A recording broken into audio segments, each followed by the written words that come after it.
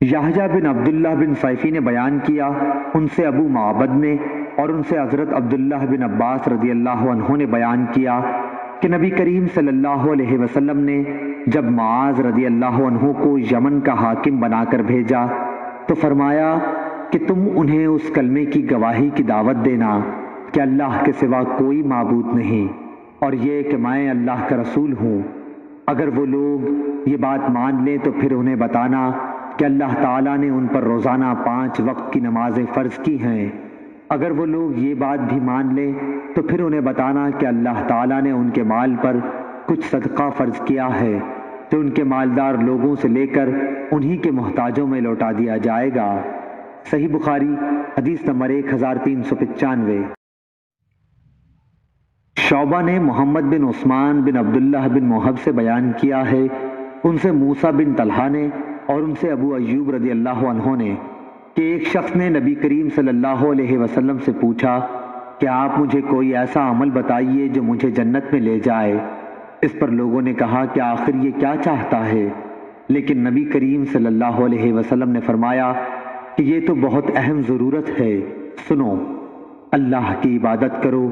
اور اس کا کوئی شریک نہ ٹھہراؤ، نماز قائم کرو، زکوٰۃ دو اور صلہ رحمی کرو۔ صحیح بخاری حدیث نمبر 1396۔ وہیب بن خالد نے بیان کیا، ان سے یحییٰ بن سعید بن حبان نے، ان سے ابو زرعہ نے اور ان سے ابو ہریرہ رضی اللہ عنہ نے کہ ایک دیہاتی نبی کریم صلی اللہ علیہ وسلم کی خدمت میں آیا اور عرض کی کہ آپ مجھے کوئی ایسا کام بتلائیے جس پر اگر میں ہمیشگی کروں تو جنت میں داخل ہو جاؤں۔ آپ نے فرمایا کہ اللہ کی عبادت کر، اس کا کسی کو شریک نہ ٹھہرا، فرض نماز قائم کر، فرض زکوٰۃ دے اور رمضان کے روزے رکھ۔ دیہاتی نے کہا، اس ذات کی قسم جس کے ہاتھ میں میری جان ہے، ان عملوں پر میں کوئی زیادتی نہیں کروں گا۔ جب وہ پیٹھ موڑ کر جانے لگا تو نبی کریم صلی اللہ علیہ وسلم نے فرمایا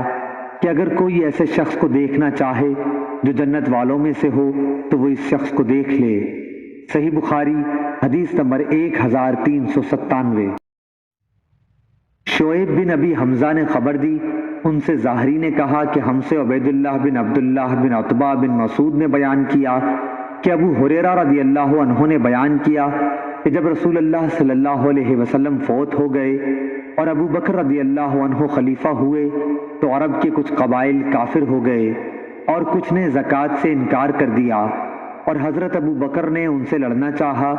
تو عمر رضی اللہ عنہ نے فرمایا کہ آپ رسول اللہ صلی اللہ علیہ وسلم کے اس فرمان کی موجودگی میں کیوں کر جنگ کر سکتے ہیں؟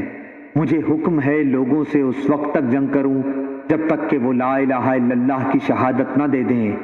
اور جو شخص اس کی شہادت دے دے تو میری طرف سے اس کا مال و جان محفوظ ہو جائے گا،